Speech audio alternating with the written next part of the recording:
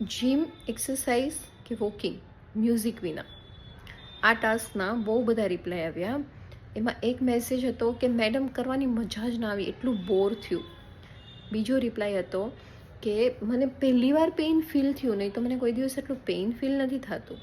ત્રીજો રિપ્લાય હતો એક અંકલનો કે હું તો લાખો ટાલે એક 2 રાઉન્ડ મારું છું તો ભગવાનનું મ્યુઝિક સાંભળું છું. સવારમાં તો ભગવાનનું મ્યુઝિક મન શાંત કરે છે.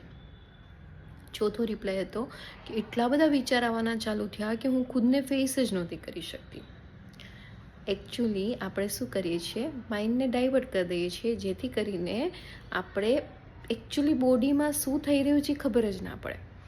એકચ્યુઅલી એક્સરસાઇઝનો મિનિંગ એ છે કે તમારે તમારું muscle pain, stretch, breath, focus એ બધા પર એકચ્યુઅલી ફોકસ કરવાનું હોય છે થ્રુ એક્સરસાઇઝ. કયું મસલ એક્ટિવેટ થાય છે, એના બદલે આપણે શું કરીએ છીએ, માઇન્ડને ડાયવર્ટ કરી દઈએ છીએ, જેથી કરીને આપણે ખબર જ ન પડે.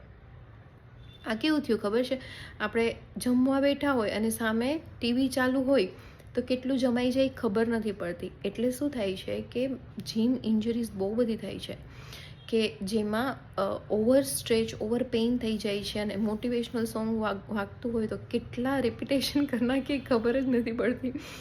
જેના પરિણામે અંતે જ્યારે જીમ પૂરું થાય ને ત્યારે ઘરે જઈને ખબર પડે કે ઓહ, બહુ પેઇન ચાલુ થઈ ગયું અને જીમ ઇન્જરી થાય છે.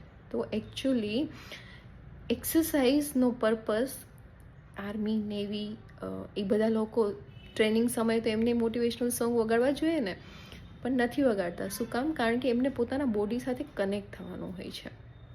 મેં તો રિયાલિટી ચેક આપ્યો, શું કરું તમારા હાથમાં. Stay tuned.